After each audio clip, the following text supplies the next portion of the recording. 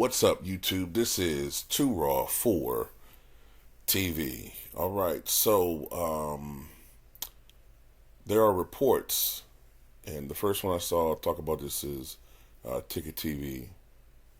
But there are reports that O.J. Simpson is battling prostate cancer and is undergoing chemotherapy.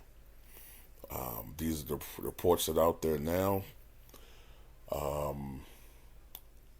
He seems to be downplaying this. I think he spoke about this on X, formerly Twitter, and he seems to be downplaying, any issues with his health. He said that he's fine, although he does not deny that he has cancer in these updates. So it seems like these reports are legit. He also said something to the effect of O.J. Simpson. He denied reports that he was in hospice. Apparently, he was going around telling friends that, they're saying that I'm in hospice or I'm going to hospice, and that's not true. But the only problem about that is I don't remember hearing any reports saying that he was going to hospice. You know what I'm saying? You guys show me. Maybe I'm wrong, but I don't recall seeing any reports floating around saying that he was in hospice.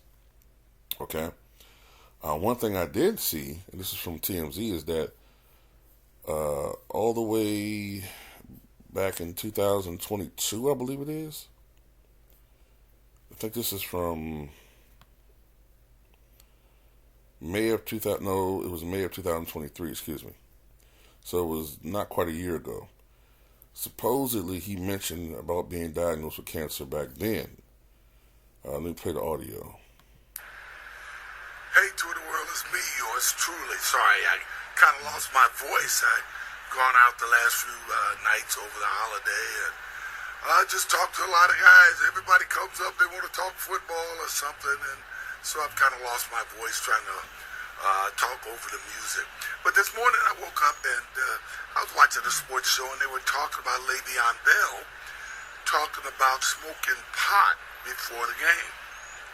I gotta be honest, I've never known anybody to smoke pot before a game, and this is the first time I've ever heard it, that a guy smoked pot before he went out on the field. Now, when I came into the league, all the guys were alcohol guys. They all drank a lot of alcohol.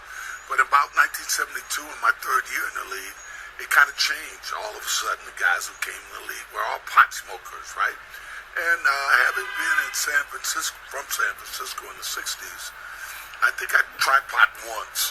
And I ran all the way home trying to get it out of my lungs because I thought I wouldn't be able to be a professional baseball player now. I just blew my chances. But, over the years, from time to time when I played in Buffalo, once the winter came and it was so much snow, it was nothing to do. Once the snow was on the ground, the guys would get together and we'd play cards or dominoes, and there was always a little bit of pot around. Now, in recent years, really recent years, I unfortunately caught cancer. And so I had to do the whole chemo thing. And I had been told by a couple of close friends of mine and a number of the guys that I play golf in my golf league who are older guys who smoke pot while they're playing golf, and the doctor, to be honest, even the doctor said, you're going to have that nausea. And they wanted to give me some pills. And I said, well, I heard pot was pretty good. Gummies and stuff was pretty good for the nausea. And they said, yeah, it does work. But I got to be honest with you. I started smoking a little bit, a couple of puffs a day. And I've only had nausea twice in my I'm over the COVID stuff. I'm sorry, the chemo. I'm over that. I had COVID and cancer at the same time, unfortunately. But I'm over the chemo. But I only had got nauseous on 2 occasions. And it only lasted about 2 or 3 minutes. So I thought the pot really helped me with that form of the unfortunate side of catching cancer. In any event, I'm healthy now. It looks like I beat it. I'm happy about that. I So apparently, he admitted this last year, but as the article said, it flew under the radar. People, I guess, really didn't pay much attention to it. Which goes to show you people don't really listen. Because I know people follow him and stalk him and talk shit to him all day. So it stands to, it stands to wonder if either it came back or, I don't know. We really don't know what's going on. But if it's prostate cancer people are talking about, you don't know exactly what type of cancer he was dealing with before, or if it's the same cancer that's recurred. I don't know. But I'm like this.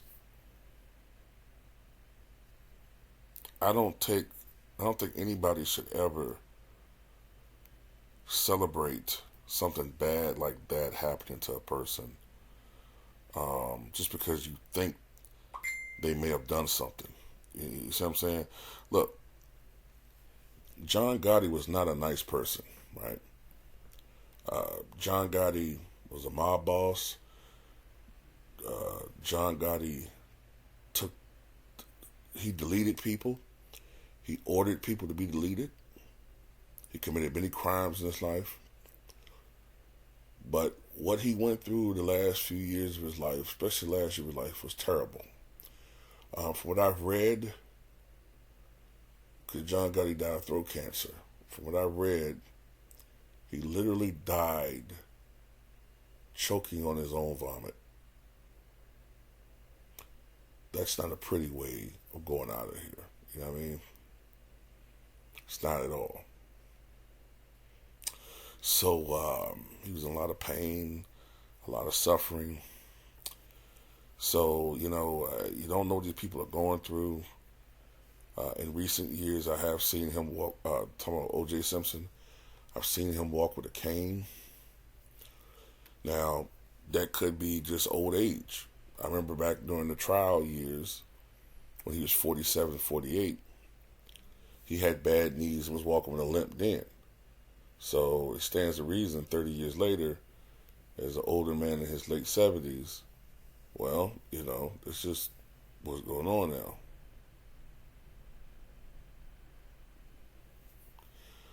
So I got just like this, man, I don't know, what I'm saying? I don't know whether he did what or who or whatever.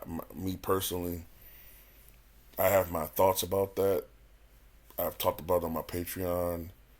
I'm not going to talk about it over here, really. I have my own thoughts about that situation. In my opinion, I will say this, though. I do believe that the United States criminal injustice system more or less committed double jeopardy with O.J. Simpson. Yes, ostensibly he went to prison for robbery, but, when you see the Goldman family, the Brown family invited to the courtroom when they have nothing to do with this case, that told me everything I need to know about what was the real motives behind that sentencing. You know what I mean? But it's just funny, a segment of this population can never get over a criminal sentence, a criminal judgment that they didn't like or didn't go the way that they had courted the plan. But we have to live with that type of stuff all the time. Whether you're talking about the 2 or 3 individuals that got away with taking the life of Emmett Till, or the individual that has a criminal rap sheet as long as my arm, who got away with taking the life of Trayvon Martin, or, the individuals who either got away completely or most of their lives taking away the life of Martin Luther King Jr. or Malcolm X or Medgar Evers or Fred Hampton. It